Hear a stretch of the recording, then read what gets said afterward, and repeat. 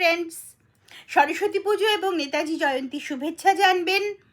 আপনারা জানেন যে আমি এসআইআর নিয়ে একটির পর একটি ভিডিও করছি। আজকের ভিডিওর বিষয়বস্তুও তাই।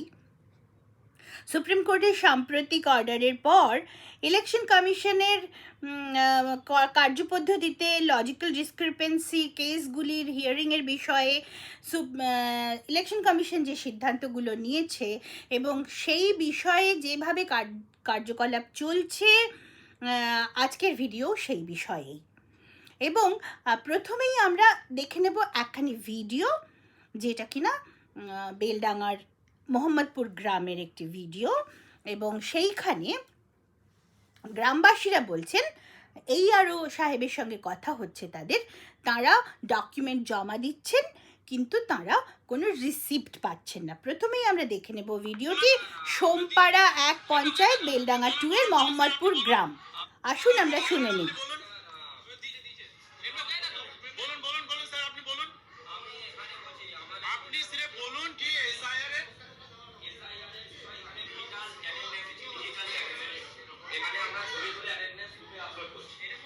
আমরা যে আপনাকে ডকুমেন্টসটা দিচ্ছি, সেই ডকুমেন্টসের আমার রিসিভ কপিটা দিচ্ছে না, সেটা ইলেকশন কমিশন কি আপনাকে মানা করেছে? আমাদের কাছে সেরকম কোনো ইনস্ট্রাকশন নেই। তাহলে আপনি পাবলিককে একদম বোকা বানাচ্ছেন কেন?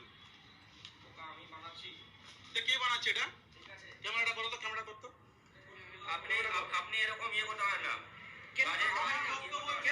আমি ডকুমেন্ট জমা দেবো, আমি পুরো ঠিকুটি দুষ্টে গুছিয়ে নিয়ে এসে দেবো আপনাদের সামনে। আপনারা শুধু একটা সিগনেচার দিয়ে আমাকে ছেড়ে দেবেন। আমি কি ভাববো আমি আপনাদেরকে? আবার বিষয় নেই, আপনি তাহলে আপনারা বন্ধ করুন এই বিষয়টা, হিয়ারিং বন্ধ করুন। যদি রিসিভ কপি না দেবেন, হিয়ারিং বন্ধ করুন। এই বিষয়টা দেখুন, এই বিষয়টা মানুষকে বিভ্রান্তে রাখছেন কেন? আমাদের ভিডিও সাহেব এই যে একটা জিনিসটা দিচ্ছেন, এটা কি মূল্য আছে? এটা কি মূল্য আছে? এটা হচ্ছে নোটিশ। এটা নোটিশ, এটা মূল্য কি আছে? আমি যে ডকুমেন্টগুলো দিচ্ছি তার একটা প্রুফ কই আছে? এটা আমি প্রুফ দিচ্ছি। আমি কি বললাম? এটা আমরা এই যে সরকার করে আমাকে যদি জিজ্ঞেস করে, এটা আমাকে সরকার যদি জিজ্ঞেস করে যে ভাই তুমি যে ডকুমেন্টগুলো দিয়ে আমার কি আমি একটা কথা বলুন। আমাদের তো আমি বেলডাঙ্গা 2 ভিডিও অফিসে কাজ করছি। হ্যাঁ বলুন। এখানে ভিডিও সাহেব রয়েছেন। হ্যাঁ, ভিডিও সাহেবের সঙ্গে আপনারা কথা বলুন। ভিডিও সাহেবকে বলুন, ডাকুন। ভিডিও সাহেবকে আমি কি ডাকতে পারি? ভিডিও সাহেবকে আপনারা ডাকতে পারবেন, আমরা ডাকবো না। ভিডিও সাহেব আমাদের ডাকে আসবে না। ভিডিও সাহেব আমাদের ডাকে আসবে না দাদা। ভিডিও সাহেব আসতে পারে। শুনেন, ভিডিও আমাদের ডাকে আসবে না। ঠিক আছে, একটা জনসাধারণকে যেভাবে হ্যারাসমেন্ট করছেন আমাদের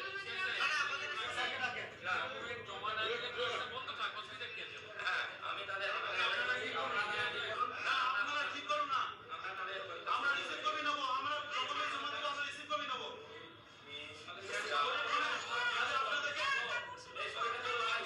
না, আমি বলছি কি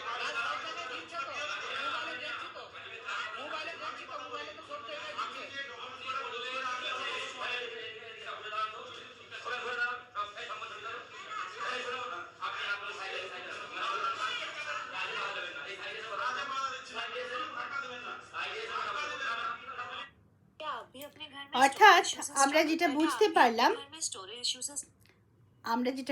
পারলাম সেটা হলো রিসিপ্ট পাচ্ছেন না এনারা।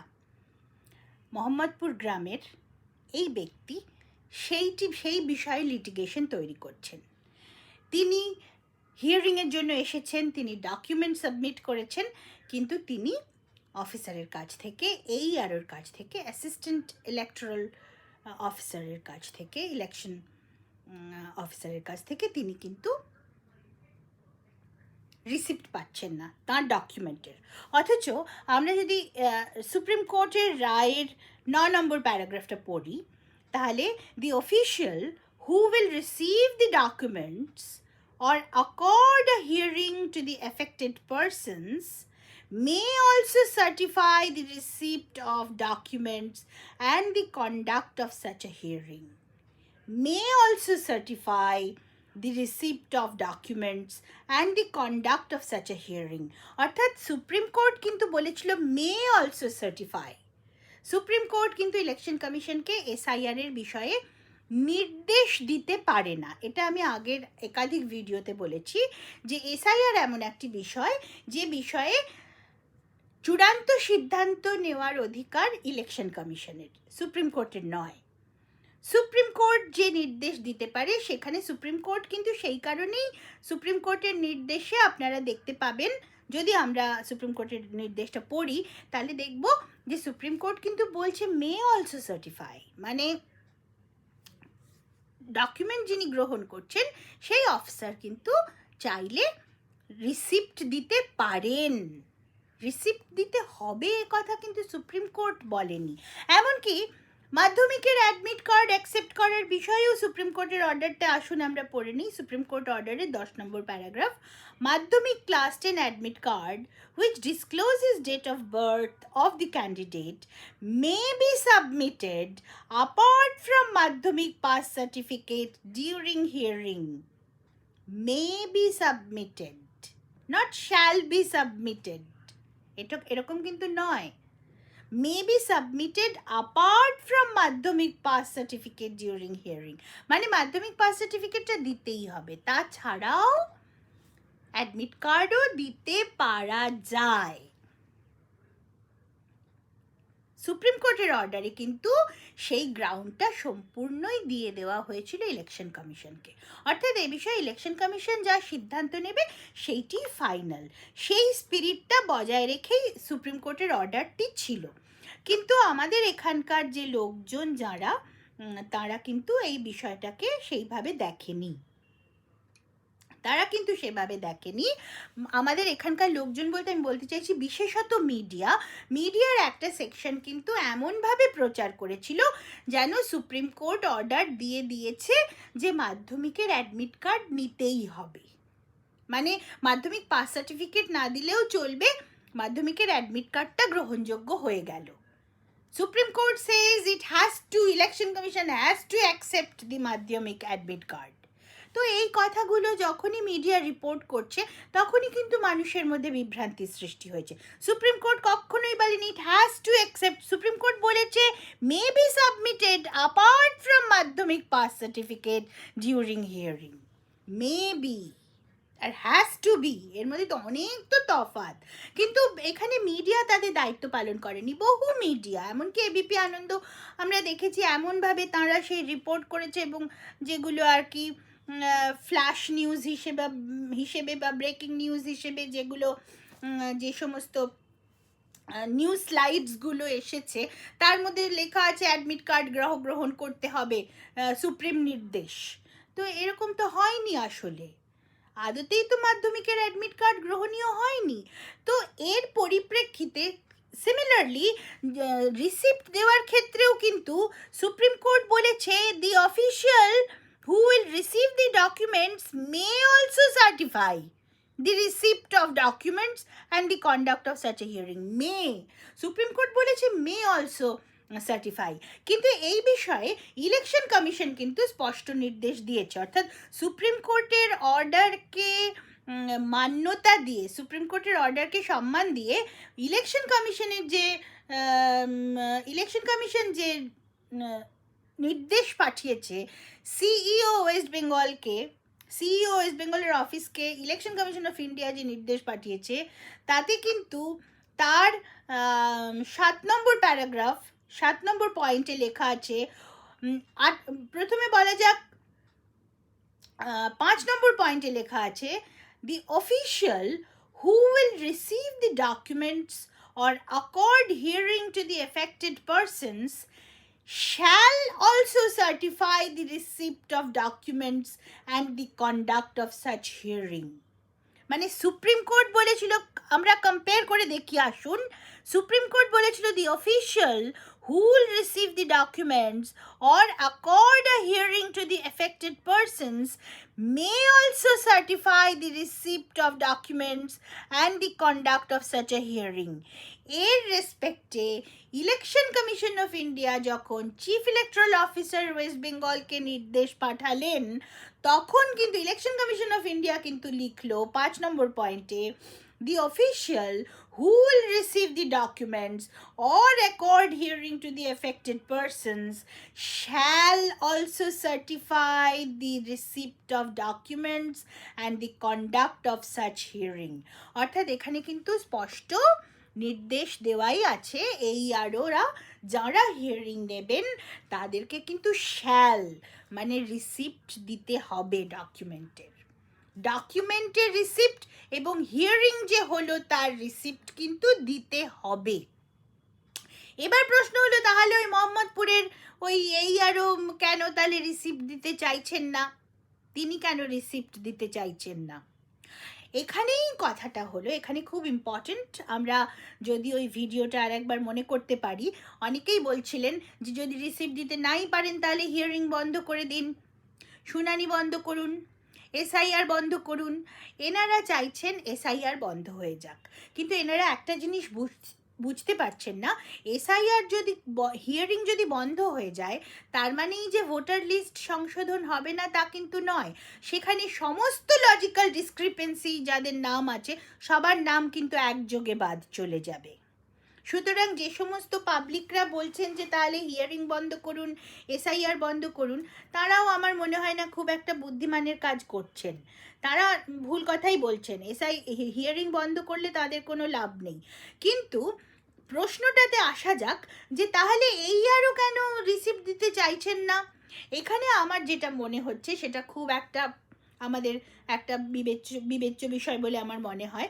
সেটা হলো, ধরা যাক কোনো ব্যক্তির লজিক্যাল ডিসক্রিপেন্সির জন্য তার হিয়ারিংয়ের ডাক এসেছে। এবার ডিসক্রিপেন্সিটা যা, মানে মনে করা যাক তার বাবার সঙ্গে তার বয়সের তফাৎ দেখা যাচ্ছে 10 বছর। এটা একটা ডিসক্রিপেন্সি বটেই, কারণ কোনো মানুষ 10 বছর বয়সে বাবা হতে পারে না।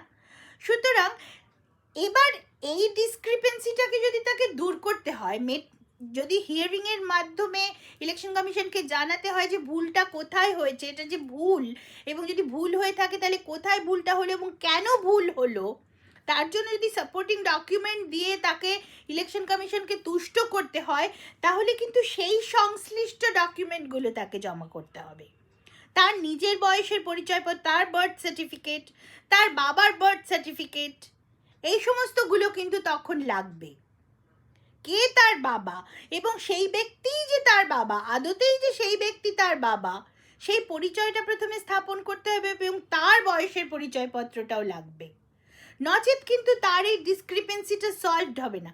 এবার যে অফিসার এইটা শুনছেন, তার কেসটা শুনছেন, তিনি যদি দেখেন যে এই সমস্ত প্রয়োজনীয় ডকুমেন্টগুলো তার কাছে আসেনি, জমা পড়েনি, বরং ভদ্রলোক যিনি হিয়ারিংয়ের জন্য এসছেন তিনি একটা অন্য কোনো হয়তো ডমিসাইল সার্টিফিকেট নিয়ে চলে এসেছেন এবং তিনি ভাবছেন যে আমাকে তো এই 11টা বা 13টা ডকুমেন্ট, পশ্চিমবঙ্গের ক্ষেত্রে 13টা ডকুমেন্ট, তিনি ভাবছেন এই যে 13টা ডকুমেন্টে যে কোনো একটা ডকুমেন্ট দিলেই আমার হয়ে যাবে।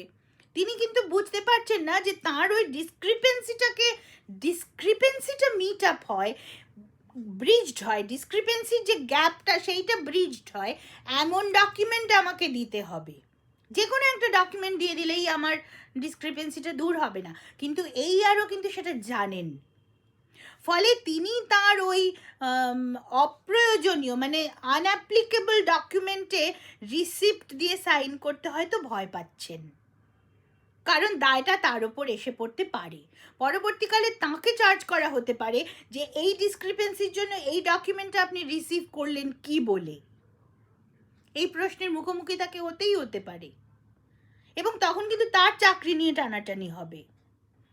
যদি কোনোভাবে যদি এটা তিনি প্রমাণ করতে না পারেন যে তিনি কোনো ম্যালিশিয়াস ইন্টেন্ট নিয়ে এটা ভুলভাল ডকুমেন্টটা রিসিভ করেননি, যদি অভিযোগ ঘটে যে আপনি ঘুষ খেয়ে এই ভুল ডকুমেন্টটাকে রিসিভ করে নিয়েছেন, তখন তো তার তো চাকরি নিয়ে টানাটানির একটা ব্যাপার এসে যাবে। সুতরাং সেই ভয়েই হয়তো এই আরও এগুলো রিসিভ করতে চাইছে না, কারণ রিসিভ করতে গেলে যদি একদম সঠিক ডকুমেন্ট, সেট অফ ডকুমেন্ট পায় তাহলে সেটা রিসিভ করতে কোনো অসুবিধে থাকার কথা নয় এবং রিসিপ্ট দিতেও কোনো অসুবিধে থাকার কথা নয়। কিন্তু যদি যে ডকুমেন্ট এলো সেই ডকুমেন্ট যদি ডিসক্রিপেন্সিকে সঠিকভাবে সলভ করতে না পারে, তাহলে তার রিসিপ্ট দিতে হয়তো এই আরোরা ভয় পেতে পারেন এবং এই ভয় পাওয়াটা অস্বাভাবিকও নয়। সরকারি চাকরির ক্ষেত্রে এই সরকারি চাকরির ক্ষেত্রে এইগুলোই আদতে প্রবলেম। সরকারি চাকরি যেটা বেসরকারি চাকরির ক্ষেত্রে নেই, দড়ির ওপর দিয়ে হাঁটা, যে কোনো সময় জেলে চলে যেতে হতে পারে সামান্য ভুলের জন্য। সুতরাং সেখানে এই আরও সাবধানী হয়ে পড়েছেন। কিন্তু কথা হচ্ছে গিয়ে এক্ষেত্রে কিন্তু নির্বাচন কমিশনের নির্দেশ খুব স্পষ্ট, শ্যাল সার্টিফাই। নির্বাচন কমিশন কিন্তু স্পষ্ট বলেই দিয়েছে যে সার্টিফাই করতে হবে এবং রিসিপ্ট দিতে হবে। নির্বাচন কমিশন আরও একটি কথা বলেছে, কোনো ব্যক্তি যদি নিজে হিয়ারিং অ্যাটেন্ড না করে তার কোনো তার জন্য কোনো প্রতিনিধিকে পাঠান, তাহলে সেই প্রতিনিধির কাছে কিন্তু যিনি তাকে প্রতিনিধি করে পাঠাচ্ছেন তার সই করা অথবা টিপছাপ দেওয়া অথরিটি লেটার থাকতে হবে, এবং সেই অথরিটি লেটারকে কিন্তু আপলোড করবার দায়িত্ব দেওয়া হয়েছে, সার্ভারে আপলোড করার দায়িত্ব দেওয়া হয়েছে বিএলওদেরকে।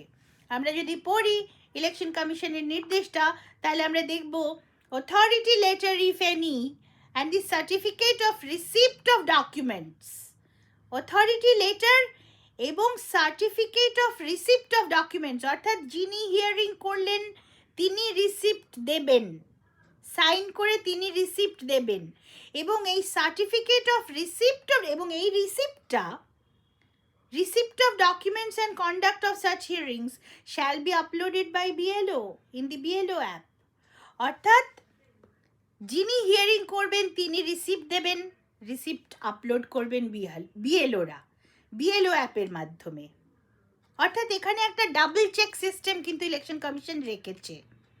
অর্থাৎ ভুল, মনে করুন একটা পার্টিকুলার ডিসক্রিপেন্সির জন্য কিছু ভুলভাল ডকুমেন্ট নিয়ে একটা লোক হাজির হয়ে গেল, এবং আমরা ধরে নিচ্ছি এটা একটা ইমাজিনারি কেস, মনে করুন ধরা যাক যে কোনো একজন এই আরও হয়তো কোনো করাপ্ট প্র্যাকটিসের মাধ্যমে ঘুষ টুস খেয়ে সেই ভুলভাল ডকুমেন্টটি তিনি সাইন করে দিলেন, রিসিপ্ট করে দিলেন। বিএলও যখন সেটা তুলতে যাবে, যেহেতু ওটা বিএলওদের মাধ্যমে উঠবে সিস্টেমে, বিএলও যদি দেখতে পায় যে এটা ভুল আছে, তখন সে বিষয়টা ফ্ল্যাগ করতে পারবে। অর্থাৎ একটা ডাবল চেক সিস্টেম কিন্তু এখানে ইলেকশন কমিশন রেখে দিয়েছে। অর্থাৎ রিসিপ্ট দিতে হবে, সেই রিসিপ্টটাকে আপলোডও করতে হবে। কিন্তু আমরা দেখতে পেয়েছি যে মোহাম্মদপুর গ্রামে বেলডাঙ্গা 2 পঞ্চায়েত, সেইখানে কিন্তু একটা অসুবিধে হচ্ছে। সেখানে আমরা দেখতে পেলাম একটি ভিডিও যে রিসিপ্ট দিতে চাইছেন না এইআরও। এবার সেই এইআরও কাউকেই রিসিপ্ট দিচ্ছেন না, নাকি শুধু ওই ব্যক্তিকে রিসিপ্ট দিতে চাননি, সেটা কিন্তু আমরা ভিডিও দেখে বুঝতে পারবো না। রিসিপ্ট দেওয়ার ক্ষেত্রে এখানে একটা প্রবলেম তৈরি হতে পারে, যে ডিসক্রিপেন্সির জন্য যে ডকুমেন্ট লাগবে সেটাই আনতে হবে। সেখানে একটা ডমিসাইল সার্টিফিকেট, যদিও মুখ্যমন্ত্রী বলেছেন যে ডমিশিয়াল সার্টিফিকেট, যদিও এর মধ্যে শিয়ালের কোনো, এর সঙ্গে শেয়ালের কোনো সম্পর্ক নেই, ইটস নট ডমিশিয়াল, ডমিসাইল। কিন্তু ডমিসাইল সার্টিফিকেট কিন্তু আদপেও কোথাও গ্রহণযোগ্য ডকুমেন্ট নয়। বিহার এসআইআরের ক্ষেত্রেও ছিল না, ওয়েস্ট বেঙ্গল এসআইআরের ক্ষেত্রেও নয়। Permanent resident certificate is an admissible document, কিন্তু পার্মানেন্ট রেসিডেন্সিয়াল সার্টিফিকেট আর ডমিসাইল সার্টিফিকেট তো এক জিনিস নয়। যদিও মুখ্যমন্ত্রী নিজেও এতে একটা অসন্তোষ প্রকাশ করেছিলেন, কিন্তু তাতে ইলেকশন কমিশনের তাতে কর্ণপাত করার কোনো প্রয়োজন মনেও হয়নি, এবং মনে হওয়াটা স্বাভাবিকও নয়। পশ্চিমবঙ্গ সরকারের ডমিসাইল সার্টিফিকেট তার কোনো মূল্যই নেই আসলে।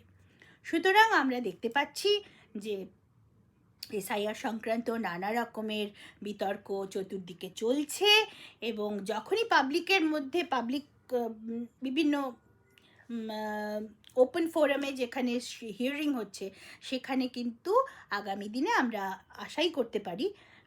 আশঙ্কা করতে পারি যে যারা হিয়ারিং নেবেন তাদেরকে হয়তো আরও অনেক বেশি চ্যালেঞ্জিং সিচুয়েশন ফেস করতে হতে পারে। নমস্কার, ধন্যবাদ।